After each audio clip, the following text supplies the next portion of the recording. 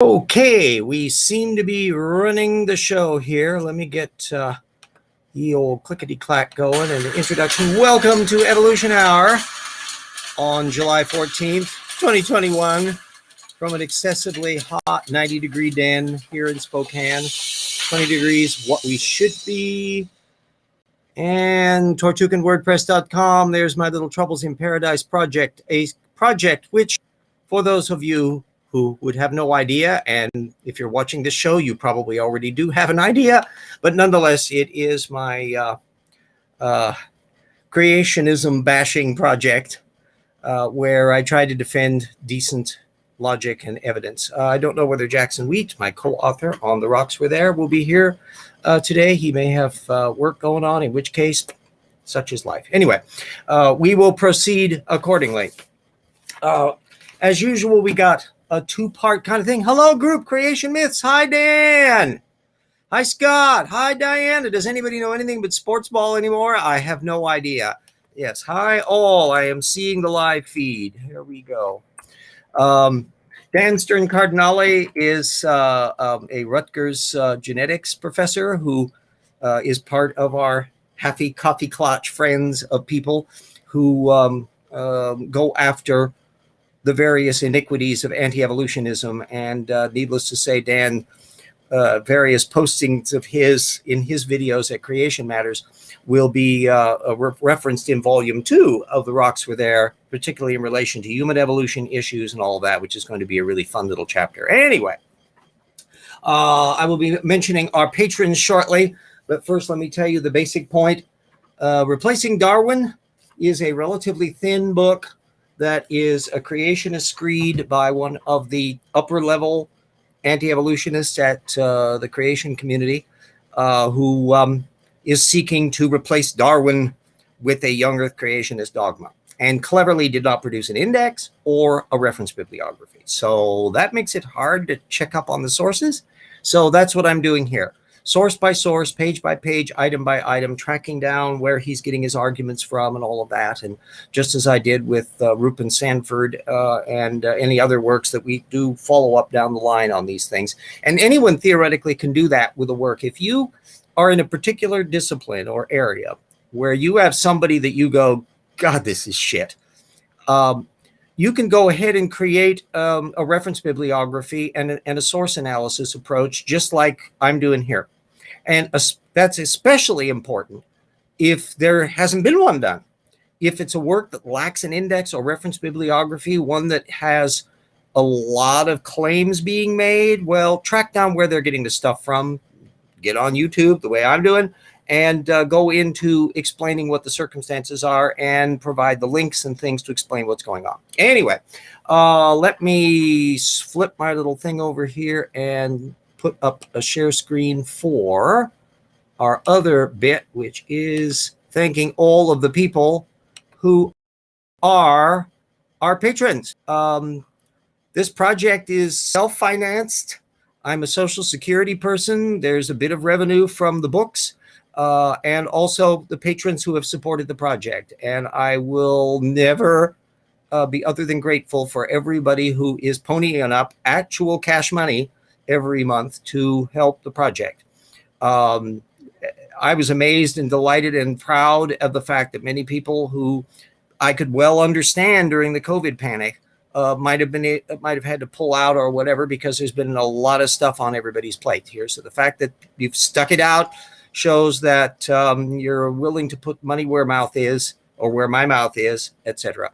So our colleagues, Henro, Colton, Eric Rowley, Suris, Seshi, our researchers, Travis Adams, Ian Chen, Convert Me, Stephen Early, Eat Meal, James Fitzwater, History Minor, Ralph McFadden, Paulogia, Benjamin Simpson, Speed of Sound, Studio, DM Wing, our assistant researchers, Command Cyborg, Doranku, Jelly, the Lavender Lady who is present, Totus Real, Christopher Johnson, Steve Bauman, Marigale Beddoes, Daniel, Insects Are Cool, Morton Nielsen, Paul the Skeptic, Puffalophagus, Bo Rasmussen, David, Devin Reeves, Alex Stone, Paul Williams, and our legacy patrons there, Jen, Jody, Mike, John, Keith, Andrew, Dyer, Yui, Mona, Brad, Daniel, Nanya, Staggle, Sun Sky Stones, Ugly German Truths, Everett Vincent, and Sura Weisbaum. All of you have helped at one point or another, and I am very, very, very, very thankful for all of that helping. So, Yes, I get tired of fundies accusing evolutionists of believing in magic when they literally believe mankind came from a golem spell. Yeah, the other one relates, you think the Kent Hovind cliche about you think that humans came from dirt. Well, the Bible teaches that humans were made from dirt. At least one of the versions of Genesis got then. And of course, you got the ribectomy for Eve, but that's a other little issue. Uh, and so that is inevitable among people who know very little about the subject. The BJ says, I want wait for Kat to recognize RJ's voice and start begging for food. He must sound like her first owner. I'm not sure if I should be flattered or not on that one. Yes, I can bring cats to the dinner table. That's my calling. I have now figured out my purpose in life, in addition to making life unpleasant for creationists to the extent that is my capacity to do so. On a little side area, I mentioned Dan in relation to, and Erica, our Gutsick Gibbon, in relation to Joel Duff, who at his Natural Historian website has just put a thing up. He has just interacted with Standing for Truth. Or rather, he discovered he had been interacting with Standing for Truth, because there was a lecture that he had done with another person some years back, and Standing did a 3-hour epic on it, and Joel found out about it, and so he was referring to it, and he had not previously interacted much with him. He had no idea who he and Raw Matt were, and he regards them as kind of superficial and so I filled them in on some of the background, having debated Standing and bumped into Matt Powell and all the others, and so you popped up along the way as references to some of the people that are taking another interest in Standing for Truth. And I described him as a lower level parasite who copies a very limited range of young earth creationist lore very carefully. He's hyper confident, and that's about as far as it goes. And then Ramat is just wacky, and he's even stranger, but operates in basically the same mode. So anyway, there we go. Now, on to the agenda of the agenda here. Let me get back up on my little screen so I can see what the heck I'm doing. Jensen, as you know, for the last couple of weeks, I've been analyzing this couple paragraphs in his chapter where he's slipping in the creationism on the side, catastrophic plate tectonics and accelerated radioactive decay, which is largely the illusions of Russell Humphreys and Steve Austin and the like. No mention of criticism, occasional references of the creationists responding to the criticism, but not the criticism itself. And he plays exactly the same game with this latest installment, which is dear old Jason Lisle on the idea that there's some problems with this measuring the speed of light, and cites Jason Lisle, a posting that he had done. And then Josh Hartnett, 2015, of an Answers in Genesis post, which is a long piece of Hartnett channeling Hartnett, a bunch of Hartnett arguments. And needless to say, no mention from Jensen of any criticism of this position. But there is, in fact, been criticism of this position. For those of you who don't recognize what's going on, creationists have to deal with that stars are far away thing. And that then turns on the speed of light.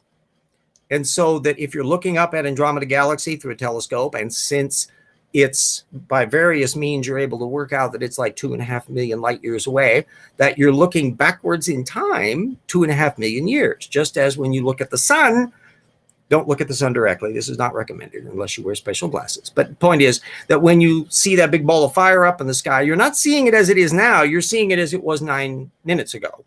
And when you look at the moon, it's about 1.5 seconds old, because that's how long it takes light to reflect off of the moon and come down to the Earth. That's what happens. When you see Mars, you're seeing Mars hours old, and so forth and so on. So literally, astronomers do time travel. They look backwards in time. In fact, they can't see at the moment. We have no idea what the hell's going on with Andromeda Galaxy right now. We won't see what's going on there for another 2.5 million years.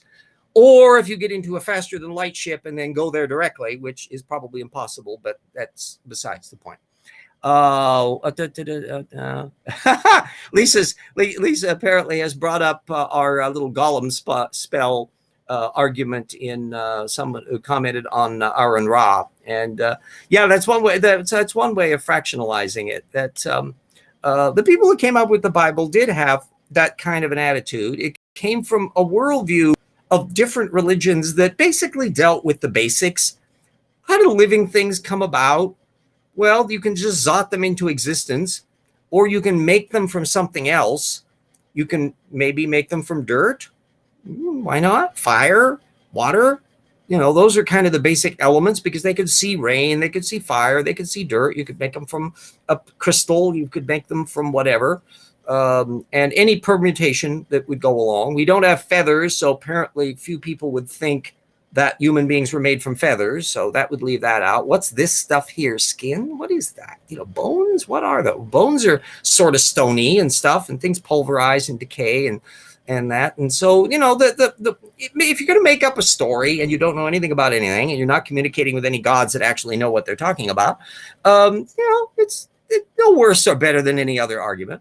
BJ says, I'd love to see Andromeda through a telescope. Yeah, it's I think it's barely visible.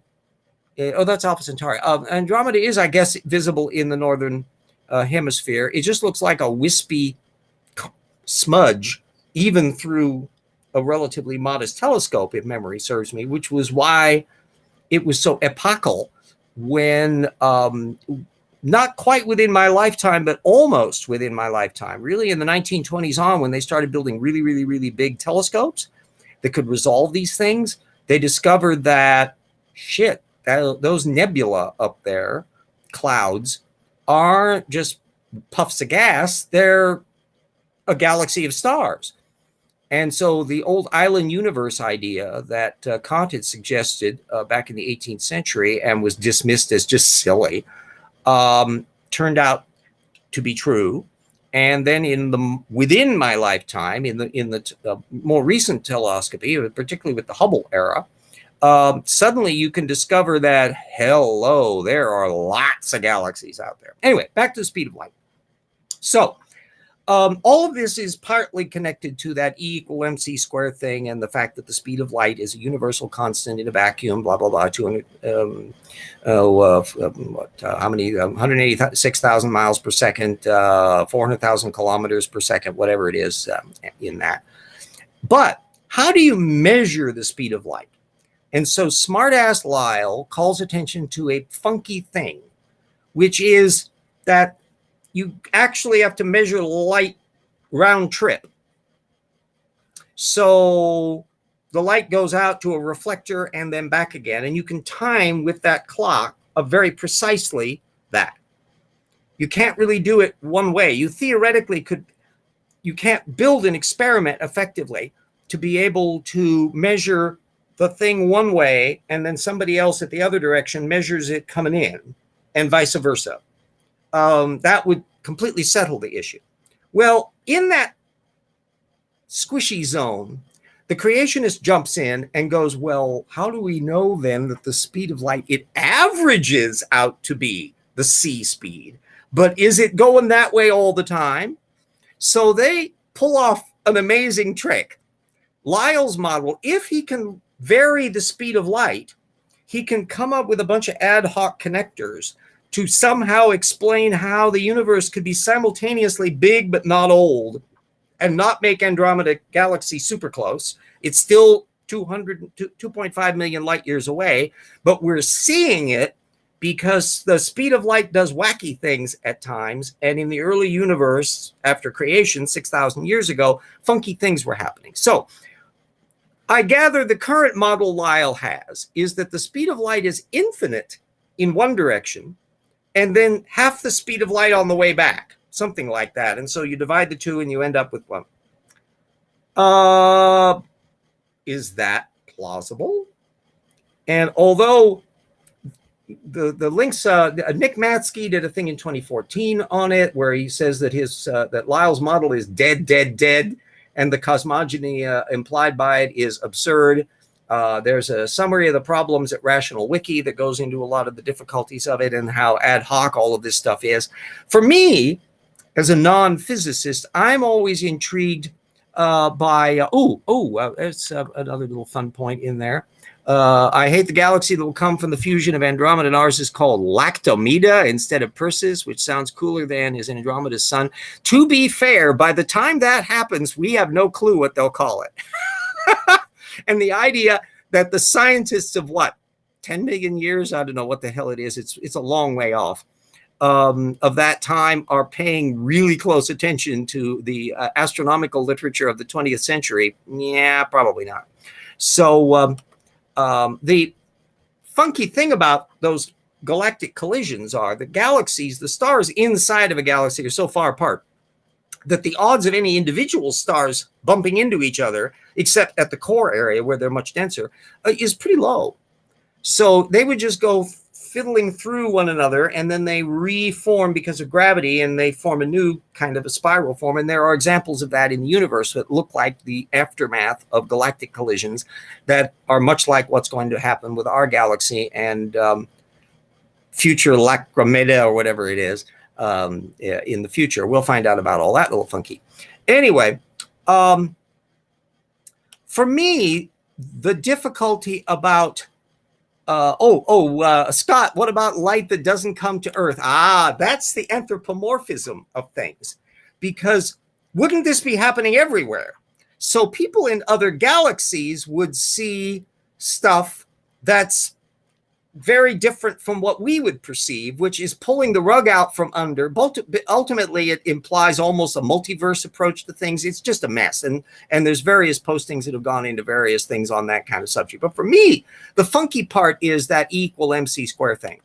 Because if light is pegged to, or rather the energy of a system is pegged to the speed of light, if the speed of light yo-yos up and down, doesn't the mass energy system alter?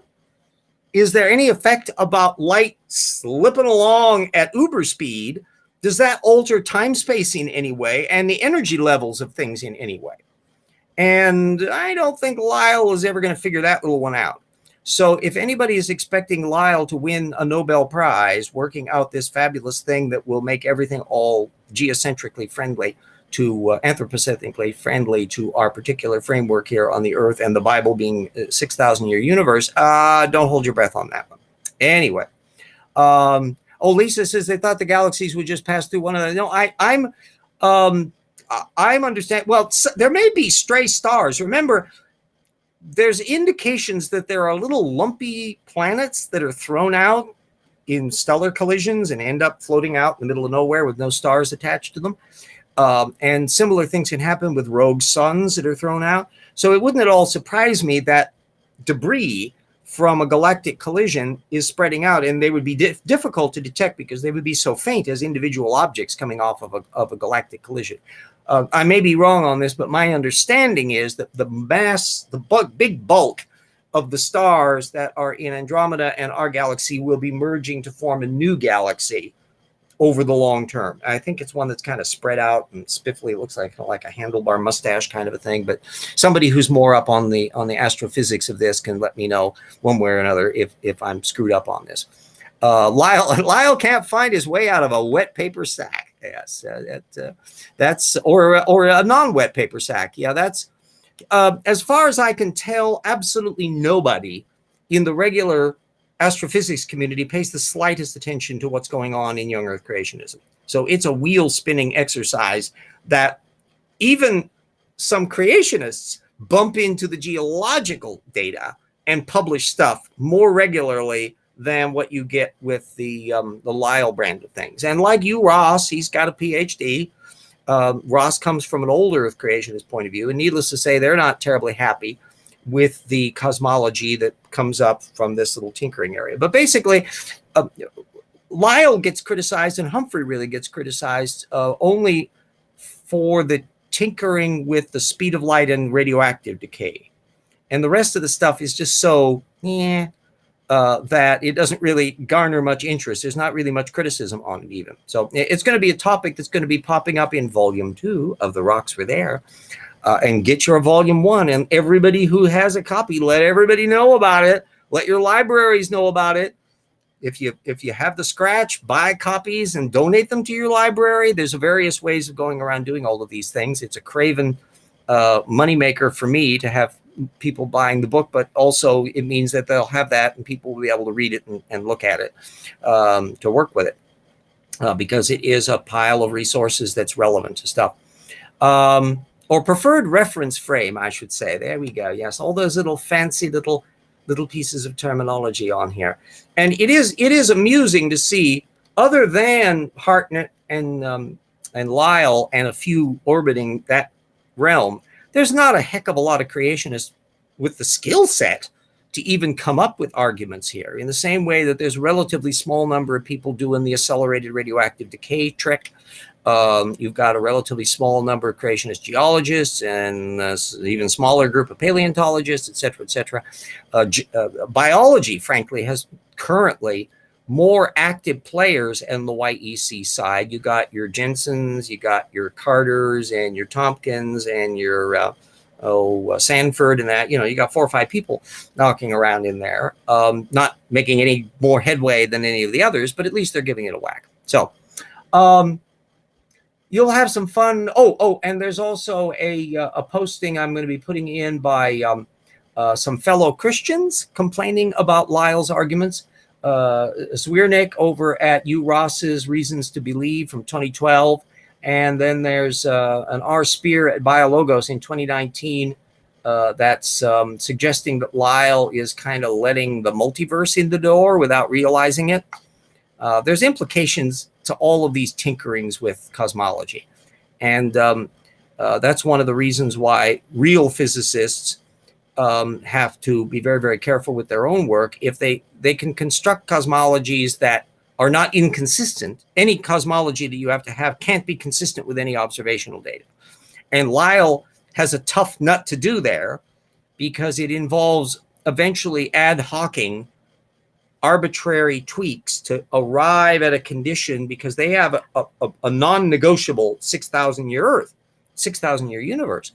And they can't tweak around that maneuvering, so it forces the rationalization to fit around it. And I think it's operating at a level below that of faster than light drive. You can come up with a variety of theoretical possibilities for how faster than light drive, space warping and all that would work, but it requires energy levels that are unrealistically big and so are probably impossible, but theoretically it could happen.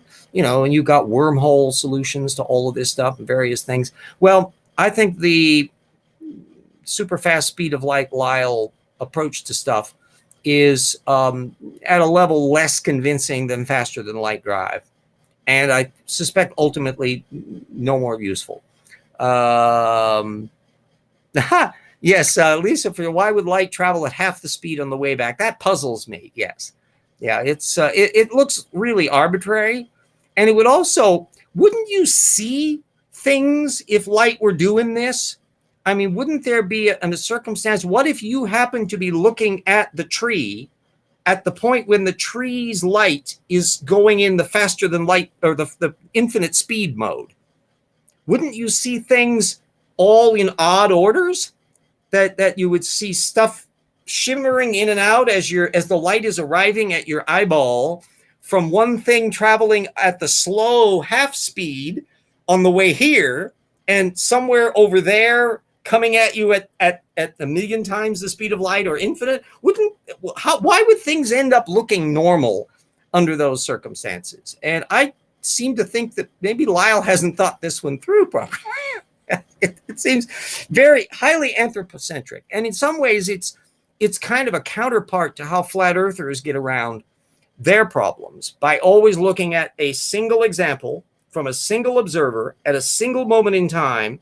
And you can make things sort of make sense, but you can't make a flat earth make sense from 2 observers at different locations on the earth. What would each one of them see in the flat earth model, and will ever that fit up with what you can see in the actual reality? So I think Lyell's getting into that same problem. There's an overly parochial, overly mathematical quality to poor little Jason Lyell.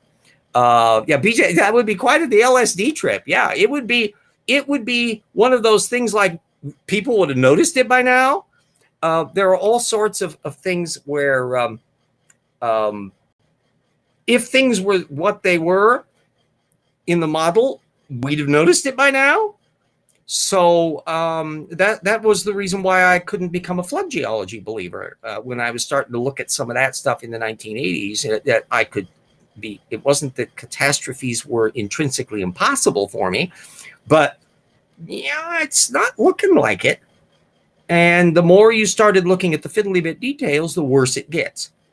And so that same thing comes up with all the different branches. And what makes young earth creationism a fascinating topic to study is because it tramples everything. Unlike intelligent design, that is very parochial, and for that matter, old earth creationism is very parochial. It's basically tiptoeing into evolution, and you can even see the first signs that your old earth creationists are kind of getting more and more evolution in the sidelines without them really bothering, but they still have the chronology to deal with, so that all of that is non-negotiable. That's the facts, and you got to deal with it. Intelligent design is in that same mode where they're looking at tunnel vision little blips, your bacterial flagella and the origin of the DNA. And of course, that's an event taking place way back in time. So what happened after that? They're snagging on the map of time problem. Oh, that's a good question there. Whoops. Let me get my little thing there. Diana says, if light would have to travel at a direction in a dependent speed, wouldn't that also have to apply to other massless particles, or are photons somehow special? Good question. And I bet you Lyle hasn't thought that through, that a photon is a particular kind of thing, but aren't there scads of particles? And don't they connect up with this too? Are they unaffected by things? Maybe that's what dark matter is. That's what happens when the speed of light's move in one direction. And I don't know. At this point, if anybody can speculate on it, and it becomes no more than trying to figure out the structure of vibranium in the Avengers movies. I mean, it's just purely ad hoc speculation at that point, and not terribly useful. So we can, yes, it was just a wonderful question. And that's part of the thing about how people who have expertise can follow through on the logic of stuff, because they will be aware of things. I'm not a physicist. I'm a little bookworm and a BA in history. So I have to bone up on all of the various topics that I look into and try to see what they are and try to work out what's going on and see what can be done about it. But people that are in the field have a much greater strength on this area. And that's why you want to have Dan and anybody else in the network contact potential physicists, astrophysicists, cosmologists, astronomers that you may or may not know, or have connections to people who may or may not know them, and get them involved on that aspect of it. That it's another area where it can act as a useful educational tool on not only telling about the actual science, but also explaining why the stupid idea is a stupid idea, and that it has actual consequences of things. Yes. And what mechanism triggers the light to speed up to infinity and then slow down? Oh, I don't think he's going to work on mechanism. Because see, there's the difficulty of it. It's that it's purely ad hoc. Like one of the things that I'm writing on the Big Slosh chapter for the new volume of The Rocks Were There has to do with why the flood. Here you got all these nasty Nephilim and the Son of Man, and there's iniquity going around, and dogs and cats living together. And it's just, although the Bible is not terribly detailed, in fact, it isn't detailed at all about what exactly was being so bad about the people who were being drowned in the flood. But the natural question arises, well, here's a creator of nebula who is sustaining the universe every microsecond, according to the William Lane Craig type thinkers. And you got all these people out there. Didn't he notice that they were doing something wrong? Did he have to get like a memo? Did he not check it up until he was looking on their Facebook page and goes, oh my, things have really gotten out of hand while I was not being omniscient? So that's the first snag with that problem. The second snag is Well, don't you just uncreate them? Go poof, and that's the end of that. Well, John Woodmarapp, whose vast tome Noah's Ark, a feasibility study, came out in 1996, and it's relied on slavishly by an awful lot of people. And I'm going through it in more side detail because of the new book. He at one point just goes, well, that's not a good way to think, that you're trying to second guess the Almighty. He can do anything he wants. Modus operandi, you can't dictate to God what he's doing. And yeah, but you can ask a legitimate question. Why go through the flood? If the creation was perfect other than for these damn people who have made things a nuisance, why destroy the creation? Why go to the rigmarole of having to build an ark to preserve life on the planet when you could just uncreate the pesky people or whisk them off and put them in a box somewhere in another galaxy? I mean, there's all sorts of options that would be available. And worse, that by the Ark Encounter's own description, most of the animal kinds on the Ark went extinct afterwards. 54% by their own number. So the idea of preserving the good creation, that didn't work out very well, did it? It was a bungled job all the way down the line.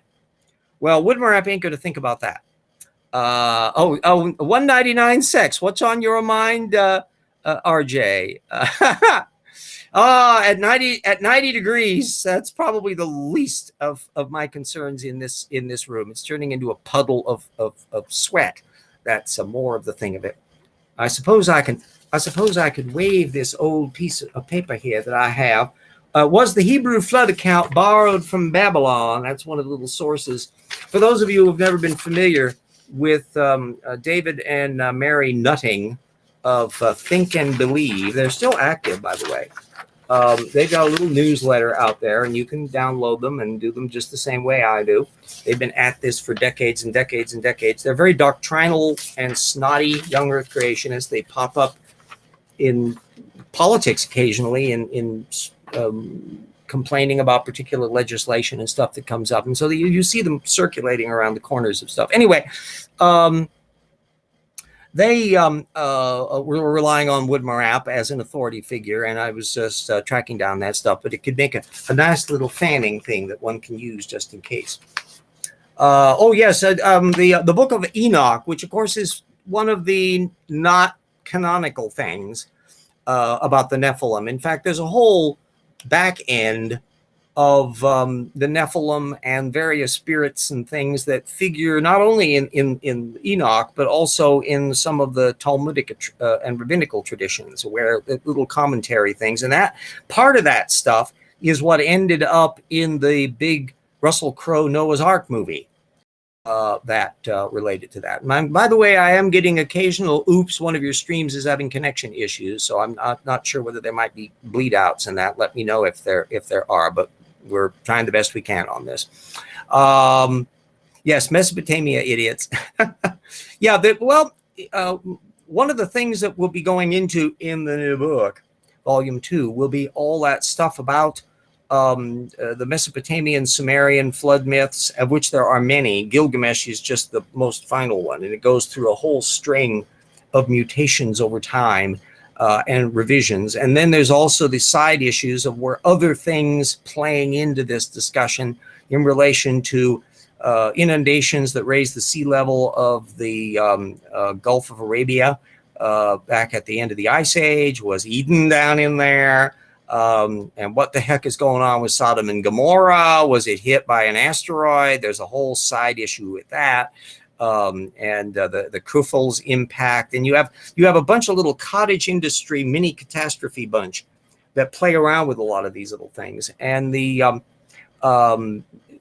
big contender was the Black Sea flooding, which came up in an argument in the mid-1990s and has had a fist fight in the geological community ever since. Although the idea is very attractive, the idea that there had been a relatively rapid infill of the Black Sea after the Mediterranean bathtub filled up to the point where it spilled in, because the Black Sea had been at a lower level than the Mediterranean. And so it eventually had the water spill in. And the question is, how quickly? Was it enough to gouge and have a super waterfall and stuff there at the Dardanelles for a while? And how quickly would it fill up? A year, a month, something like that. And would force people who were living on the edges of the lake, the Caspian or of the Black Sea, to move. And some of them might have moved south into the mountains of Ararat, and that fitted into it. And there's a bunch of little very circumstantial issues that go into the impact of this event, but there's a lot of pushback to where the case that it was a really abrupt flooding is getting pretty thin. And one of the areas that's intrigued me, and if anybody in the geological community, Steve Bauman, if you're eventually watching, oh, hi, Brooke, haven't seen you in a while. If are aware of any new literature in this area, let me know, because it has a relationship to the strait itself, going from the Aegean in the two little zones that go into the actual Black Sea. And what even the proponents of the argument haven't pinned down, to my satisfaction, that I can see in the available literature that I've seen, is that that channel was gouged out abruptly. And, we can imagine like the scablands of Washington State, where I live, where floodings come along and they have these vast